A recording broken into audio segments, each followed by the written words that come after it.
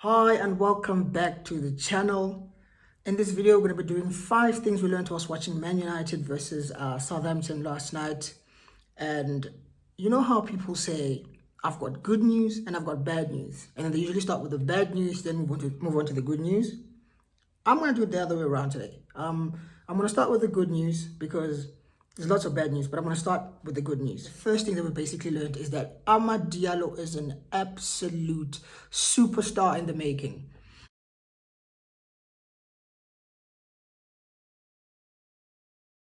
This kid is so good, man. He is going straight to the top. I've had debates with some of my mates about Garnacho versus Ahmed, especially in the beginning of the season. I was telling them, guys, Ahmed is the better footballer. But people were going with the GA that Garnacho had and saying, oh no, Garnacho is the next Ronaldo, Garnacho this, Garnacho that. If you've been watching this channel long enough, you'll know that I rate technical footballers. I rate what most people are now calling pure footballers these days. And Amad Diallo certainly falls under that bracket. This kid is special, man. He is so good. And without Amad Diallo, I don't know where we would be this season. I mean, already, we were 15th last night before the game started last night. We were 15th placed in the Premier League. Manchester United in 2025, we were 15th placed in the Premier League. But that win last night takes us up to 12th. Now try and imagine us without Ahmed. We would literally be in the bottom 3 of the table. We would be 18th, 19th, or 20th. I genuinely mean this. We are so bad. But like I said, I'm going to start with the good stuff. Amad Diallo was sensational last night. A hat-trick for my star boy. Certain star boys don't have it. I'm not going to mention any names. Certain star boys are busy advertising nano sources.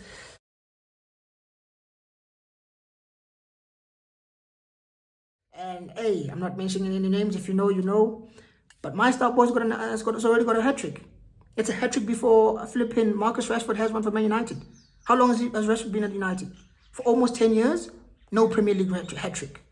In fact, no hat-trick at all for Man United. But Ahmad already has one. After 30 Premier League games, Amad Diallo already has his first Premier League hat-trick. This kid is going straight to the top. I'm telling you. And I'm telling you, that was definitely just the first of many. Because we're definitely going to see him score another one soon. The kid is sensational, man. So good. Like, I could genuinely wax lyrical about this kid all day if I could. But because it's a video, I'm trying to keep it short. All I'm going to say is, without Amad Diallo, we would be in the mud as Man United. And I'm so glad we have him as one of our players. Next season, when Marcus Rashford gets sold, give Amad Diallo the number 10. Honestly, give Amad Diallo the number 10. Move him from the 16th to the 10. He deserves it. New deal is there. All he needs now is a number 10, and we move. But anyways, moving it on to the second thing that we learned whilst watching Man United last night. Joshua Zirkzee is another baller. Joshua Zirkzee is another baller. I told you guys about this, guys. Just 3 weeks ago, this Man United fan base, the disgrace of a fan base, they were booing him off the pitch when he got replaced in the 30th minute against Newcastle. But watch what's happening now. They are singing, oh, Joshua Zirkzee. Why? Because they finally seen the light. These bozos of a fan base, the embarrassment of a fan base, they're now turning on their favorite Rasmus Højlund. That trash guy. I've been saying I'm going to take this thing down because of him. He's the main reason why I'll take this portrait down. He's awful. But anyways, let's get back to ballers. Let's get back to good footballers. Joshua Zirkzee came on, it was what, 55th minute? And when he came on, we were struggling with Rasmus Højlund up top. We were absolutely struggling. We were basically playing with 10 men yesterday. It was like a red card. I said it last week to one of my mates. I said, whenever Man United play Rasmus Højlund in the pitch, it's almost as if we're playing with 10 men. That's minus one player because he's absolutely useless. Absolutely useless and absolutely ineffective. And he does not affect the game in any way, shape or form. But then you saw the changes when Joshua Zirkzee came into the pitch. I mean, this guy was dropping deep and linking up play, starting attacks. He made, I believe, about 13 passes the entire game. And in those passes, all of them, if I'm not mistaken, were forward passes. And they were almost chance-creating chances. Basically, they were helping carry the team forward and higher up the pitch. Because for most of the game, especially for most of the first half, our line was very low. We didn't have a high line that we usually do. It was very low because Southampton were pinning us back.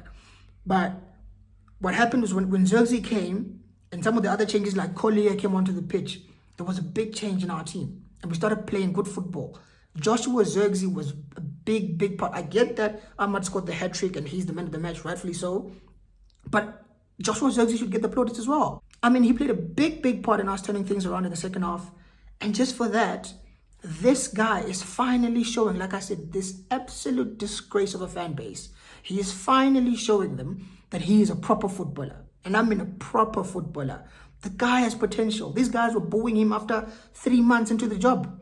They were writing him off, saying he's ass, saying he's rubbish, this, that, and the other. But then they didn't have the same energy for Rasmus Højlund, who was stinking up the gaff since last season.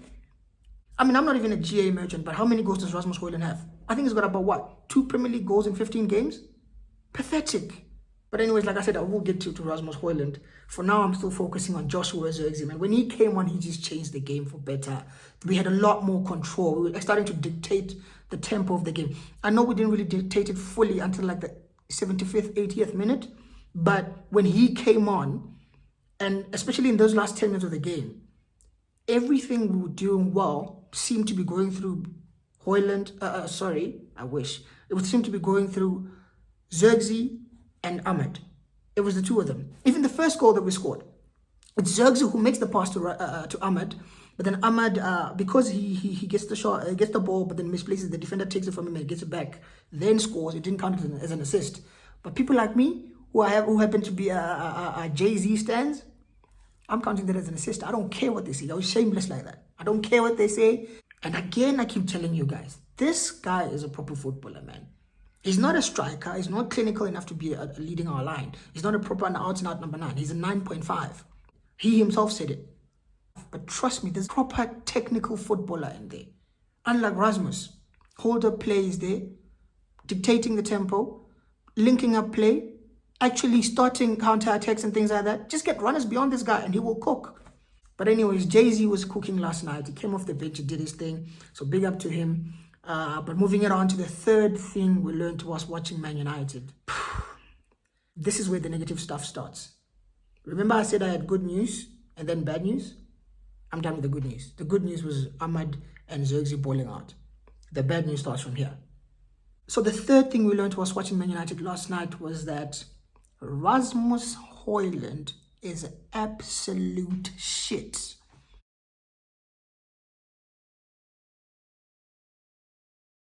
I already knew this, but the fan base didn't know this, and I'm saying it again. Rasmus Højlund, or as I call him, Trashmas, because he's trash. He is absolutely trash. He's pathetic. This guy is awful. 72 million Great British pounds for that 6'3" pile of shit. He's horrendous. No hold-up play, no first touch. He's got pace to burn, but what good is this pace if you can't even use it to run and position and get into good positions? His decision-making is awful. He can't pass, can't shoot. His ball striking ability is genuinely the worst I have seen from any number 9 at Man United post Alex Ferguson. Maybe the only guy who had worse ball striking ability was what's this guy? This fucking Ten Hag signed. Vergost. He's the only one. But everyone else, genuinely 10 times better than Rasmus Højlund. He can't kick the ball to save his life. This guy is awful. Like, genuinely, I would pick guys like Odion Ighalo over him. Even though Ighalo was not the most prolific striker, at least he had hold-up play. He could link the play. He could bring his teammates into the game. Højlund can't do it. Absolutely useless and pathetic, as I said. 72 million pounds down the drain. They should be sitting in that song for him. This is someone who I would like to see him get sold now in January. Give him the P45. If you're not going to sell him now in Jan, please sell his ass in the January window. In the summer window. Because this guy is not good enough and will never be good enough. People keep telling me, oh, he's only 21, he's going to get better. Shut up. Shut up with that shit. I'm seeing 17-year-olds like Lamine Yamal balling out for Barcelona. A young Cole Palmer is carrying Chelsea on his back. Bukayo Saka's been doing it for Arsenal. Ahmad is now doing it for United. I know Ahmad is a bit older than Rasmus. But still, this guy's 21 years old and people are moving on like he's 16 years old, bruh. He's 21, running on 22 this year. And he's still shit. He's never going to be good enough. We paid 72 million pounds. We got robbed by Atalanta. Trust me, we got robbed. This guy is horrendous. And the sooner we dump him out of the club, the better. And Amorim needs to stop this bullshit of starting him over Xerxes week in, week out. How many chances does he need?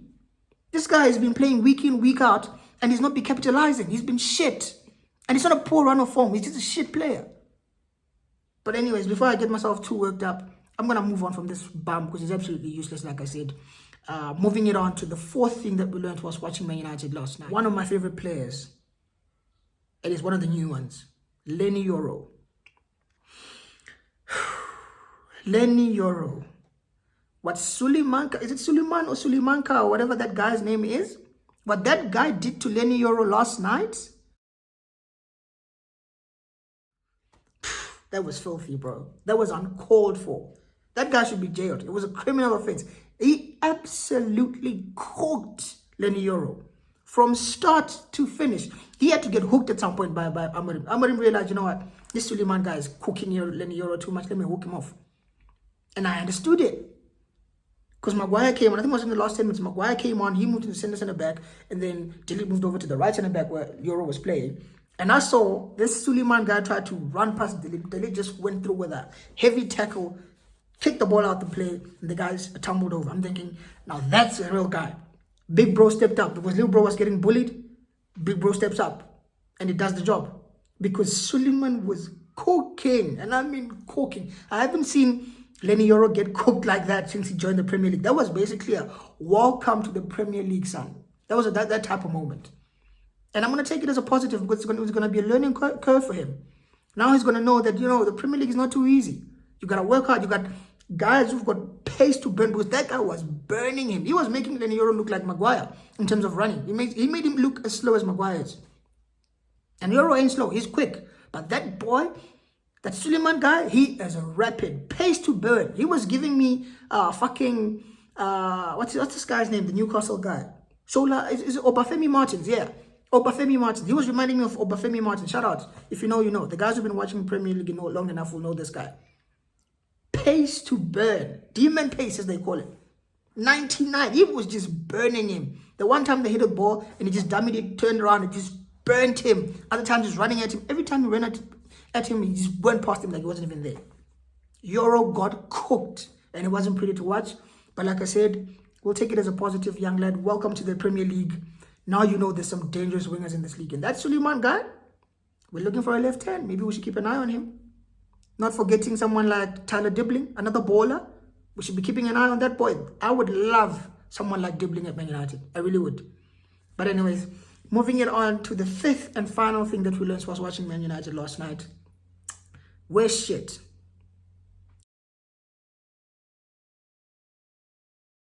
We're really, really bad. Like, we're so bad. It wasn't just Rasmus. Well, Rasmus just happened to be the worst player on the pitch by far.